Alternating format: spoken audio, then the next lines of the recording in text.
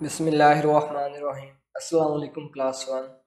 Open your book smart mathematics, chapter number 8, page number 92। Chapter number 8, length. So you will learn to recognize non-standard units of measurements के non-standard units, recognize standard units of measurements, measures length in meters and centimeters, estimate length in meters and centimeters, compare length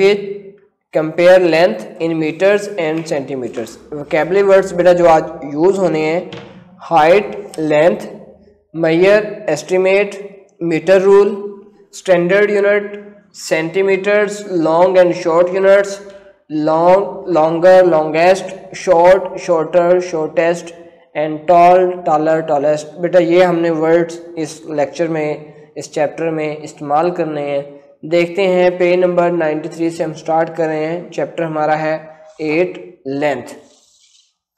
सो सबसे पहले question number 1 है हमारा measuring length.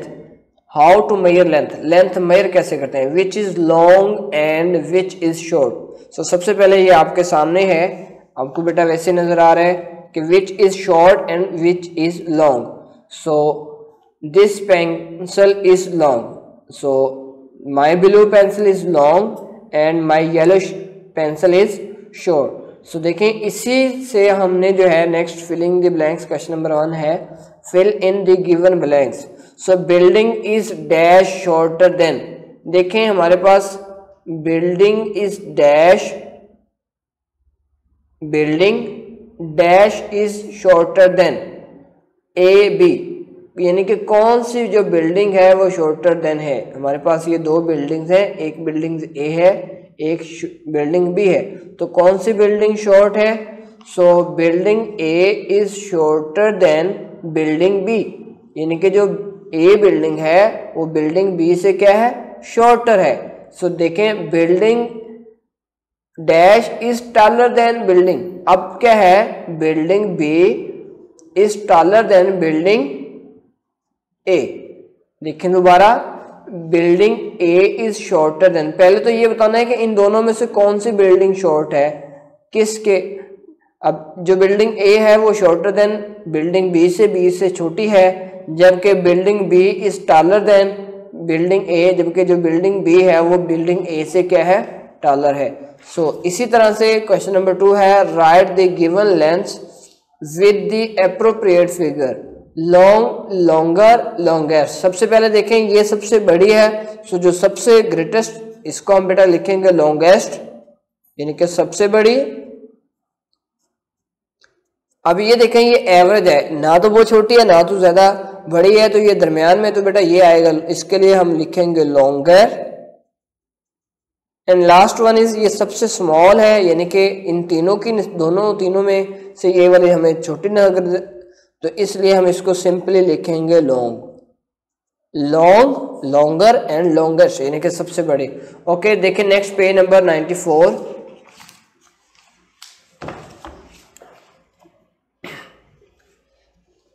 इसमें भी बेटा हमने यही बताना है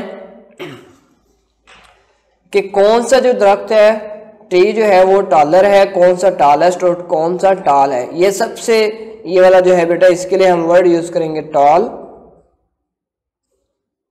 टॉलर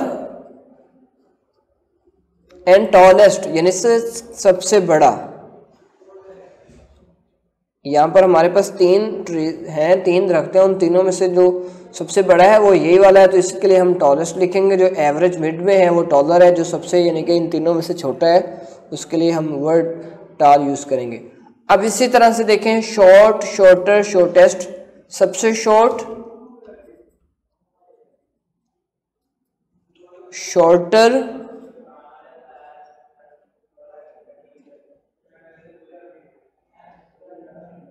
ओके। तो बेटा ये वाला हमारा हो गया ट्री वाला। अब देखते हैं सबसे शॉर्ट, फिर उसके बाद नेक्स्ट देखें सबसे क्या है? शॉर्ट। सो ये क्या है? शॉर्ट। उसके बाद है शॉर्टर, यानी कि इससे थोड़ा और कम, शॉर्टर। और N1 है शॉर्टेस्ट, यानी कि बहुत ही ज्यादा कम, shortest.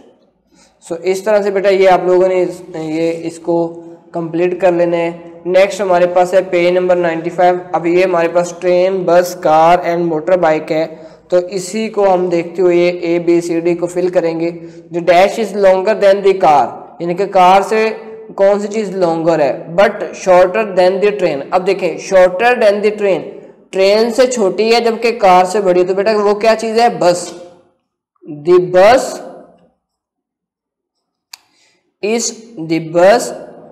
is longer than the car but shorter than the train, okay, ये वाला।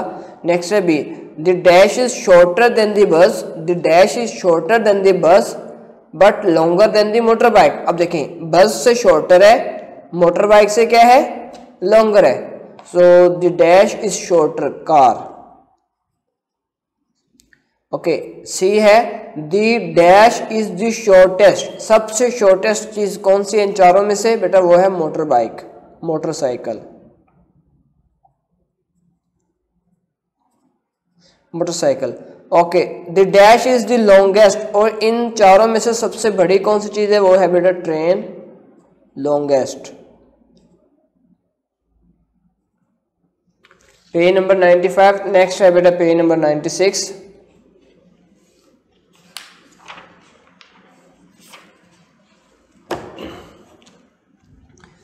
Measuring length using non-standard units. Non-standard units of measurements. We can use parts of our body to measure length. We can use our hands and hand span and our feet, a dash foot, and our arms, a dash cubic, and our feet and legs together dash a STRIDE. अच्छा बेटा ये क्या है, ये सारे के सारे non standard units हैं, यानी कि हम किसी चीज़ को, मैं कहता हूँ कि मैंने बुक को मेजर करना है, तो इस तरह से मैं देख लेता हूँ कि ये कितने हैं। अब ये कोई एक यूनिट नहीं है, मुझे नहीं पता कि इसकी कितनी लेंथ है, कितनी इसकी मेजरमेंट है, सेंटीमीटर या मीटर में, सेंटीमीटर मीटर जो इसके स्टैंडर्ड यूनिट्स हैं, लेकिन किसी भी चीज़ का हम अंदाज़ा लगा सकते हैं, यानी कि एप्रोप्रिएट हम हैंड से मेयर कर लेते हैं। अच्छा ये जैसे मैं कहता हूँ कि इसकी विड्थ इतनी है और इसी तरह से मैं इसकी हाइट ऐसे अपने हैंड से मेयर कर लूँगा, तो ये क्या है, ये है बेटा इसके non standard units.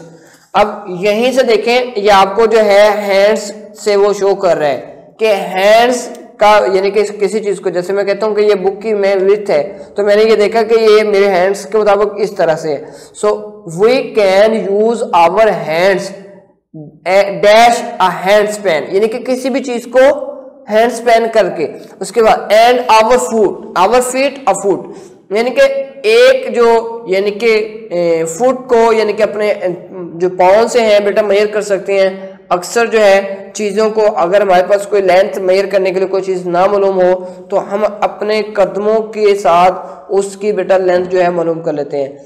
And our arms, यानी कि अपने बाजू से किसी भी चीज़ के, क्यूबिक, यानी कि किसी भी चीज़ को क्यूबिक के तौर पर हम उसको मेजर करते हैं।